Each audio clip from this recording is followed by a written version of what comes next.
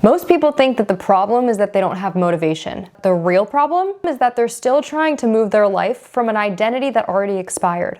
And that's exactly why when you try to get back on track, it's like trying to move a dead car uphill. In this video, I'm not talking about rest, and I'm not talking about recalibration. I'm talking about withholding movement on purpose, and why sometimes that is the most self-directed thing that you can possibly do. Something changes after a major internal shift. You simply stop being pulled by the things that used to pull you. And so from the outside, it can look like you're doing less, like you're stalling. That's where we have it wrong. What's actually happening is that you're not using pressure as fuel anymore. It's not collapse. It's not laziness. It's not confusion. It's a somatic refusal to move from the wrong engine. Here's the trap that a lot of us find ourselves in. We misinterpret this as a problem because we're obviously conditioned to believe that if we're not moving, or we're not constantly available, or if we stop being interested in the same things that we used to, that something's wrong. So what do? We respond with the only ways we know how.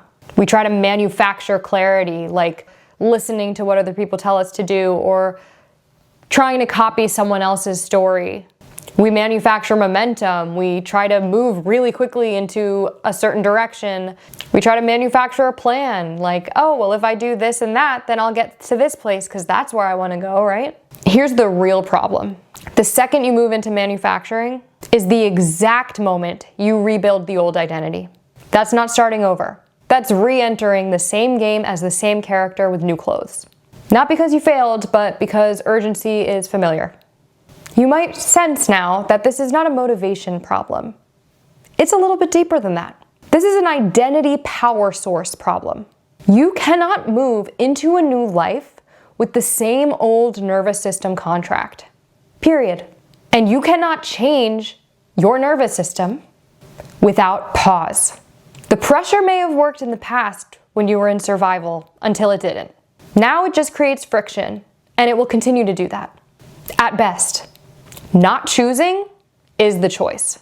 And it has nothing to do with indecision. It's actually very intentional, very decisive. It's the conscious choice to refuse to commit to anything from distortion. You are not lazy. You're not even unmotivated. You're not confused. You're not waiting. You're not stalling. You're withholding. Strategically, intelligently, intentionally. And that is not passive. That is authority without urgency. In real life, it's very simple. You stop over-explaining.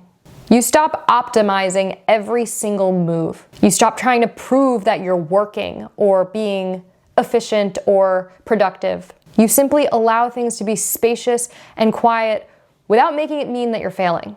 I am consciously letting the lag exist because I am not paying for speed with misalignment anymore and ever again. It's too expensive. If there is one thing that I have learned from this journey so far, it's this.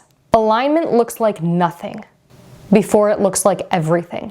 And you'll always feel it before you see it.